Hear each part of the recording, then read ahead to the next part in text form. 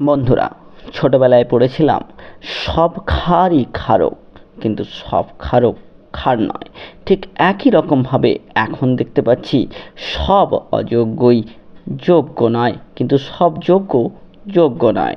এই যে হেঁয়ালি, এই হেঁয়ালি করে বসেছেন আজকে এসএসসির চেয়ারম্যান। তার এই হেঁয়ালির কারণ কি?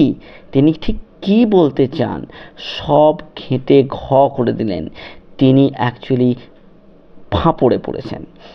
বন্ধুরা, 20,000 চাকরি প্রার্থীর চোখের সামনে আর তিনি দাঁড়াতে পারছেন না, তাই আজকে হেঁয়ালি করার জন্য সাংবাদিক সম্মেলন করেছেন। বারবার সেই একই তথ্য, একই স্ট্যাটিস্টিক্স একই রকমভাবে বলে চলেছেন। ওএমআর ট্যাম্পারিংকে বলছেন ওএমআর ইস্যু, ওএমআর ট্যাম্পারিংকে বারবার তিনি বলছেন ওএমআর ইস্যু। তিনি বারবার বলছেন এত ছাত্রছাত্রী তারা র্যাঙ্ক জাম্প করেছে, এত ছাত্রছাত্রী ওএমআর ইস্যু হয়েছে, তাহলে আপনার নিয়োগ প্রক্রিয়াটা সুষ্ঠুভাবে হলো কেন? আসলে তার দোষ নয়, তিনি তো এসেছেন পরে। আসল খেলাটা যে খেলেছেন তিনি তো এখন জেলের ভাত খাচ্ছেন। আর সেই সুবীরেশ বাবু, তিনি না থাকলে এই টোটাল ঘটনা কি ঘটেছিল তিনি বুঝতে পারবেন না।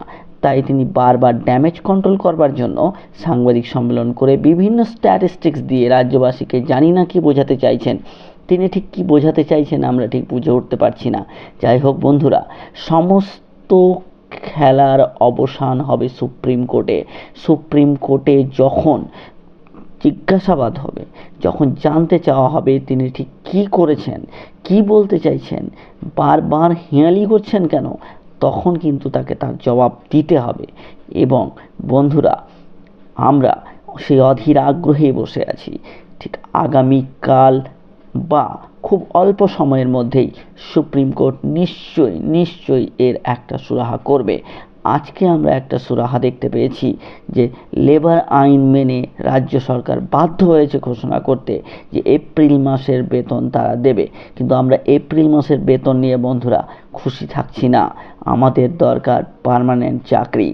যে দুর্নীতির দায়ে এসএসসি রাজ্য সরকার সবাই দোষী, তার ফল ভোগ করবে কেন যোগ্য প্রার্থীরা, যারা দিনের পর দিন রাতের পর রাত্রি জেগে পড়াশোনা করে চাকরি পেয়েছে, হকের চাকরি, সংসার করছে, বাবা মার মুখে হাসি ফুটিয়েছে, তাদের মুখে একমাত্র এখন হাসি ফোটাতে পারে সুপ্রিম কোর্ট।